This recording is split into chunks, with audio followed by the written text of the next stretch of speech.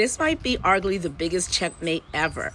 So you might have heard that Donald Trump recently, I think yesterday, had all his cabinet members in one all-hands-on-deck meeting when he delivered the reports to them that it needs to be them that needs to be doing the firing, not Elon Musk. A lot of people reported this as just the sign of a rift, of Donald Trump reining in Elon Musk in. No, however, there is a legal reason behind it, and the face behind that legal reason is one that Donald Trump is scared of. It is no other than Judge Tanya Chutkan. Now, a little bit of background for you.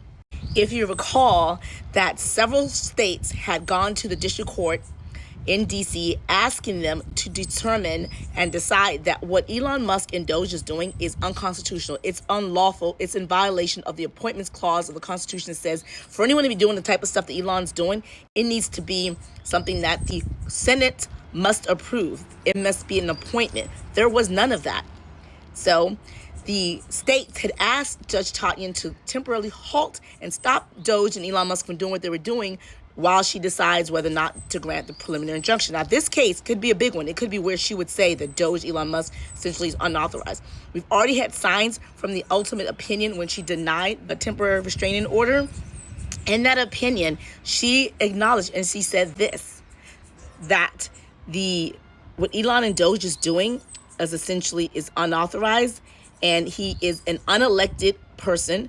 Congress didn't appoint him. He has no oversight.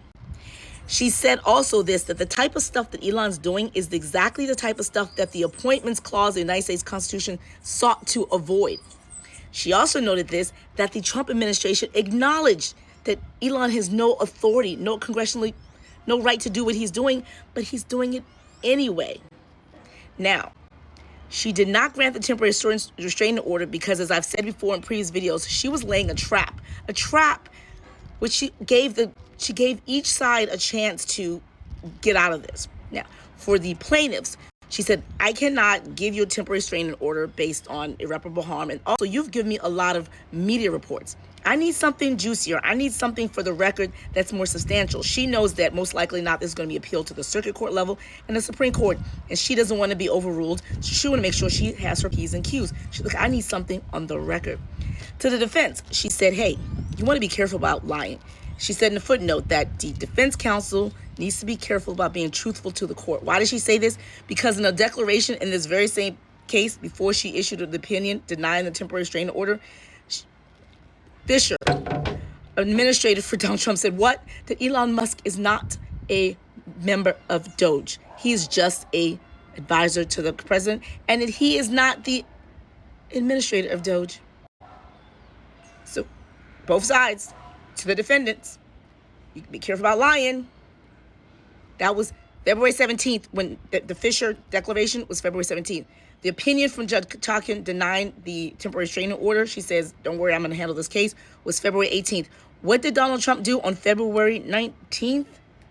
There was an interview, side by side, Sean Hannity, Fox News, essentially saying this. With his 100 geniuses, he's got some very brilliant young people working for him that dress much worse than him, actually. Yeah, they dress in just T-shirts. You wouldn't know they have 180 IQ. Wait. And he would take that executive order that I'd sign, and he would have those people go to whatever agency it was.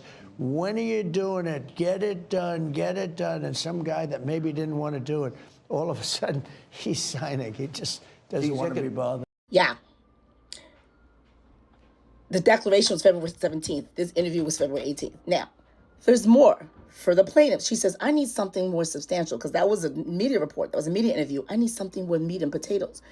So Donald Trump to the rescue again. This week, during a meeting before Congress, which goes on the congressional record, Donald Trump says this, which contradicts the Fisher Declaration explicitly. And to that end, I have created the brand new Department of Government Efficiency. DOGE. Perhaps you've heard of it. Perhaps. Which is headed by Elon Musk, who is in the gallery tonight. So, of course, the plaintiffs understood the assignment. They didn't walk to the court when they were already asked for an addendum to their request for discovery. And they said on the record this.